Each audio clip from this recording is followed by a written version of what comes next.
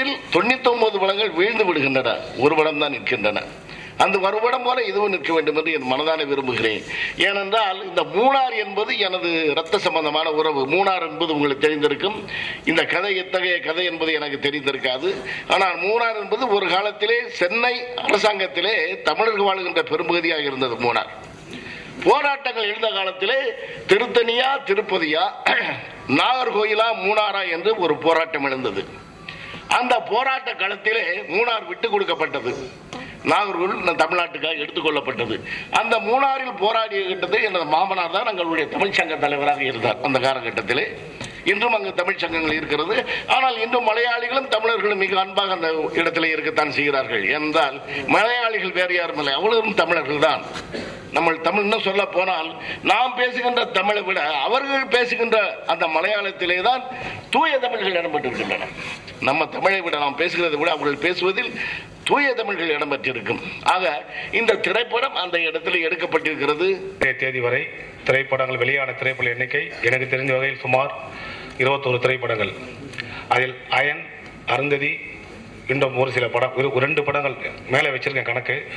2-3 படங்களை தவிர்த்து மீதி வந்த திரைப்படங்கள் 21 படத்தில் 3-4 படங்கள் தவிர்த்து மீதி வந்த திரைப்படங்களில் வசூலில் ஏற்பட்ட நஷ்டத்தொகை குறைந்தபட்சம் 50 கோடிக்கு மேலாக.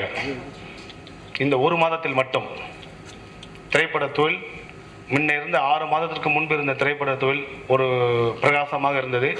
இன்று அது ஒளி மங்கி அணைந்து கொண்டிருக்கிறது, விளக்கு போல் அணைந்து கொண்டிருக்கிறது திரையுலகம்.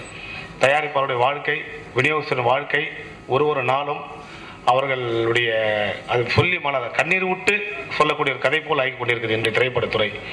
இப்படி இருக்கிற சூழ்நிலையில் நீ டெல்லியிலும் பாம்பேலையும் உனக்கு ஷூட்டிங் இருக்கும், ஒரு தயாரிப்பாளர் கஷ்டப்பட்டு படம் எடுத்திருப்பான், ஒரு ஃபங்க்ஷன் கூட வர முடியாததுக்கு அவ்வளோ கேவலமான ஆளாயிட்டீங்களா நீங்கள்? பெருமையாக அவங்களுக்கு டெல்லியிலையும் பாம்பேலையும் ஷூட்டிங்கில் இருக்கிறது.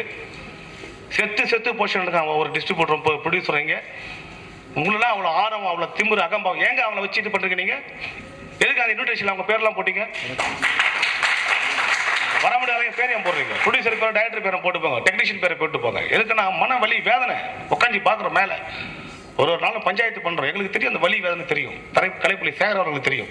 ஒரு திரைப்பட ரிலீஸ் நேரத்தில் போயிட்டு ஒய்ஃப்கிட்டையும் மகள்கிட்டையும் டெபாசிட் அந்த குழந்தைகளுக்காக படிப்பு தொகைக்காக வைக்கப்பட்ட 4 லட்சம் 3 லட்சத்தையும் அவர் ஒய்ஃபையும் மகளிடம் கையெழுத்து வாங்கி கண்ணீருடன் வந்து ராத்திரி 11 மணிக்கு எங்கிட்ட நின்று கடைசியாக ராத்திரி தாங்க ஒய்ஃப்கிட்ட கையெழுத்து வாங்கிட்டேன், மகள்கிட்ட கையெழுத்து வாங்கிட்டேன். என்கிட்ட ஒன்றுமே இல்லை, படத்தை ரிலீஸ் பண்ணால் போதும், நான் எங்கேயா போய் போஷிக்கிறேன். எங்கே போய் போஷிக்கிறேன்னு சொல்லிட்டு 2 மாதம் கூப்பிட்டு கேட்டால், இல்லை நான் பெங்களூரில் டிரைவராக வேலை செய்கிறேன், ஒரு தயாரிப்பாளர். என்னங்க வாழ்க்கை? இப்போ ஏற்பட்ட வாழ்க்கையில் கருணை வேணாம், கொஞ்சமாவது உங்களுக்கு ஈவிரக்கம் வேணாம், தயாரிப்பாளர் விடேச காப்பாற்றினைக்கு வேணாம். அடுத்த மாநிலத்தில் போய் பாருங்க, ஒரு திரைப்படத்துறையில் ஒரு தயாரிப்பாளருக்கு விடேச நஷ்டம் ஏற்பட்டால் எத்தனை பேர் ஒன்று கூடியிருக்கிறாங்க. உடனடியாக சேர்ந்து அவர்களை காப்பாற்ற நினைக்கிறார்கள். எங்களை செத்தவன் மேல் பிணமாக எங்களை போட்டுக்கொண்டு வைத்துக் கொண்டு போய் கொண்டிருக்கிறார்கள். காலம் மாறும், சீக்கிரமாக அதுக்கு ஒரு முடிவு வரும் உங்களுக்கெல்லாம். ஏன்னா அந்த வேதனையோடு நான் தயாரிப்பாளர் சங்கத்தின் செயலாளர் முறையில் என்னுடைய வேதனை தெரிவித்துக் கொள்கிறேன். இது நடந்த விஷயங்கள் உங்களுக்கு சொல்கிறேன், வருத்தத்தை சொல்லியிருக்கிறேன். அப்புறம் இந்த தயாரிப்பாளர் ஒரு அற்புதமான ஒரு ஆள். எப்படி அந்த மூணாறு ஒரு அற்புதமான ஒரு லொக்கேஷன், ஒரு ரொம்ப இயல்பான ஒரு இடமோ அது மாதிரி அவருடைய மனசு, அவருடைய தைரியத்தை நான் முதல்ல பாராட்டுறேன். நிச்சயமாக இந்த மூணாறு மக்கள் மனதில் தேனாராக பாடல்கள் ஒலித்து வெற்றி பெற முழு மனதுடன் கடவுளை வேண்டி விடைபெறுகிறேன். நன்றி, வணக்கம்.